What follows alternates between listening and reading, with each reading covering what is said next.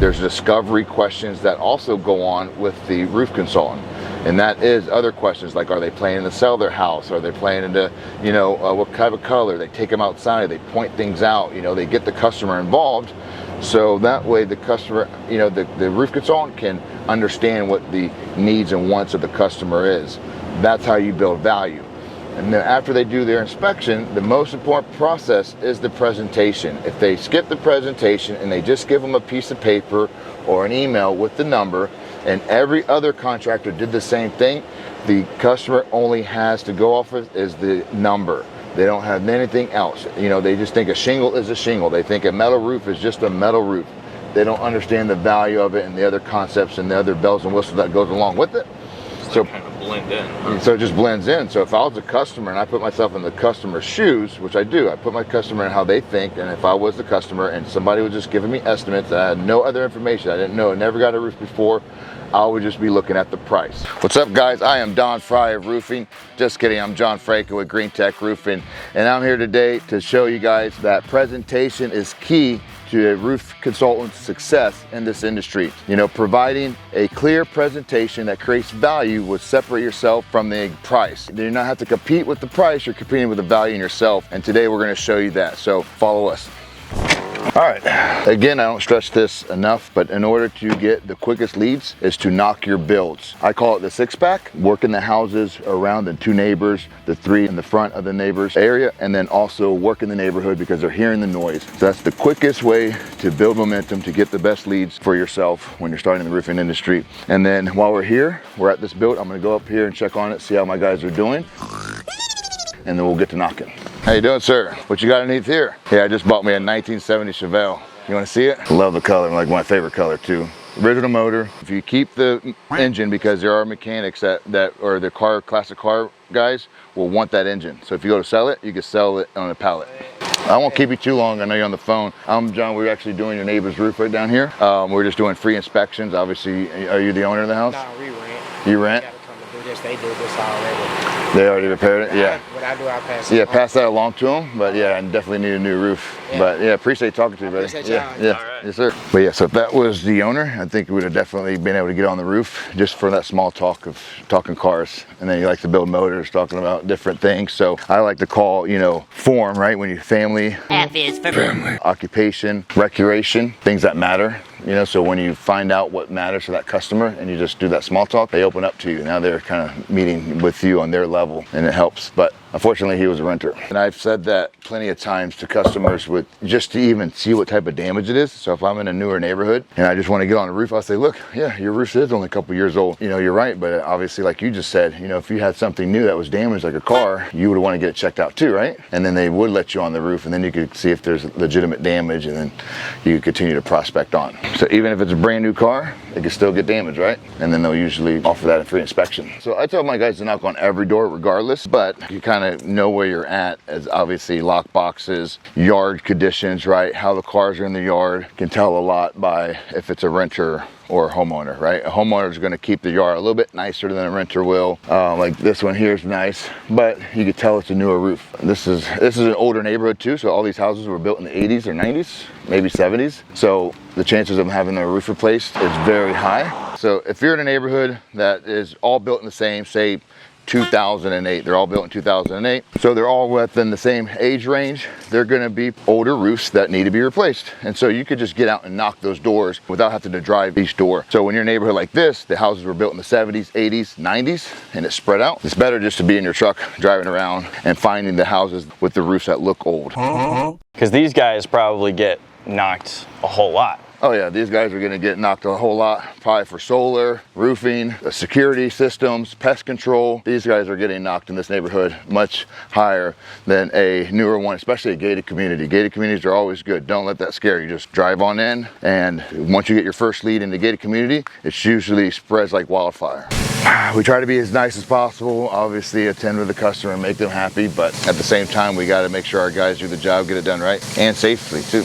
We had one guy ask us why weren't we working, and it just rained, and they want to get it back up on the roof, and they asked us why we stopped working It was like, well, it's not safe for our guys to get back up there. It was still raining, and the customer wanted us to keep going because he wanted the roof done before the end of the night. All we can do is just agree and move on, and customer is always right, but at the same time, we know what safety is for our guys, we know what quality workmanship is for our guys. If I was in this neighborhood and I was sold this lead, I probably would only, if it was me, I would only knock the 6-pack, right? In a neighborhood like this, I wouldn't spend too much time focusing because of the amount of renters, there are newer roofs in here. I just wouldn't. I would go to another neighborhood and prospect.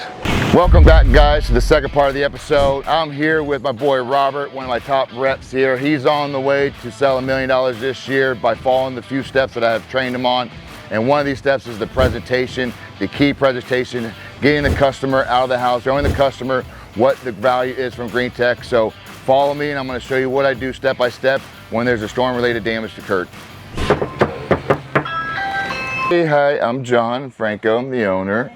This is Robert. I don't know if you spoke to him yet. I spoke on my husband. He was taking a nap. Oh, I'm sorry. Oh, naps are the best. Yeah. Sorry, taking a nap. How you doing? This is Robert. I'm John. I'm the owner. I'll be taking care of it. Yeah, and don't worry about these guys. I just use them for training. These are my guys when he follows me around, kind of trains, do some training stuff. So your original roof that you have currently, right? No, second. Second roof, okay. How old is it? 22. 22 years old, okay. And you're looking. Doing okay? Is this going okay? Yeah. So far. Yeah, so far good. Obviously, we did Roy's roof, you know, and you know how we got his roof paid for through the insurance? No, I don't. Yeah, so his roof was storm. There was a hailstorm out here last Yeah. year. Remember that with the tornado that came through here? Yes. So we were out here. We found some damage to his roof. His insurance company paid for the full roof replacement. So what we do in this inspection is we decide on if you have any storm-related damages, and if you do have storm-related damages, would you want your insurance company to pay to replace your roof? Here, But yes. It is something to think about, just because, you know, every time you call the insurance company, it's like, Sure. I wish I hadn't used them. Yeah. Now, but, you know, I don't know. So how the process on this stage is going to work is I'm going to walk around your perimeter, right? Now I'd like you kind of be out here too to point some things out to you for us. So if you got a few minutes, I Yes. could take you around and see what, you know, some of your options are, what I noticed that might be a concern before I hop on the roof. And then I'll do my thorough inspection, come back down. I may even need to get in your attic to see, make sure that there's any issues in your attic, because it's very important to know what's underneath it. And I hate to find hidden damages that you may not know of until we tear off the roof. I'd rather point them out beforehand. Right. Your fascia looks fine, again. But if there's any issue in the fascia, I would always say to point them out so we can include that in the bid. I do 10 feet for free. That has no cost to you. Also, another thing is your drip edge. So I see a brown drip edge. I'm not sure if it was painted at one time, but I would like to have painted it, never did. never did. So there's different colors you could choose from. So I'm going to paint the house after we do this stuff. Okay. Yeah. I see you have a garden out here. Very important, right? So we actually make sure that we cover all these so it doesn't get damaged. Above the screen room, I'm not sure about the wood. You know, I don't know which is fascia and what's what. I don't know how. So yeah, so the fascia would be just the board that's going underneath the drip edge. That would be the fascia. I'm wondering if that's an issue up there, you know, because 30 years it's never been painted or whatever. I don't know what it's. Any gators in here? Once in a while, but not very often, and not right now. Not right now, no. So I see when you painted it one side, you painted the drip edge here, and never got around to the other side. You know, I didn't even notice that. The reason why I offer, you know, the Tamco Titan, because it is a class 3 shingle, and having 160 mile an hour winds being in hurricane country, you want something that might hold up a little bit stronger. Yeah. If we do find storm-related damage, what I'd like to know is who your insurance company is. State Farm, yeah. State Farm. All right, so State Farm, we work with State Farm. They're a reasonable insurance company. They do uphold matching. Florida's a matching state, and it's also repairability. So if I can't repair the roof, I can't match the roof shingle with the current shingle that's on there, State Farm will agree to replace the entire roof as long as I find one shingle that's damaged on your roof. Gotcha. I see. All right, so give us 10, 15 minutes, we'll be back down. Thank you, sir. Thank you. Took control of the situation. I got the customer to come outside, kind of walked around the perimeter, you know, show him some concerns, ask him some questions about gutters, you know, what he's, you know, planning on doing with the house. And what it does is it allows you to have control of the situation. And you know, that way you own, you know, the position, because if the customer controls it, they're going to control you, right? There's always two sales that go on. Either you're going to be sold or the customer's going to be sold. And then also when you're setting up the ladder, you should always want to set it up either between, if it's a seamless gutter, you want to find out where the bracket is, you know, have it there, or the spikes, you want to set it up in between a spike. That way you get a little bit more integrity, so you're not caving in the gutter as you're climbing up. So a tornado came. So last year, In Brandon, Florida, we had a tornado that came through here that wiped out some trees, created some hail. So we do have a confirmed date besides Milton, and we have a neighbor that his roof got paid for by the insurance with that same storm date. We're here now to see if there's any hail damage that could be on the roof. I'm looking for collateral and then also wind related damages. This here is a concern. I see squirrels. Squirrels love to eat the lead. Never really figured it out. I think it's because they get high. If I was a squirrel, I would probably eat it to get high, but we're gonna finger the what I call fingering. What did he say? You know, I like to finger the shingles. I'm not putting a lot of pressure on it. You're just kind of fingering the shingle. I'm gonna show you.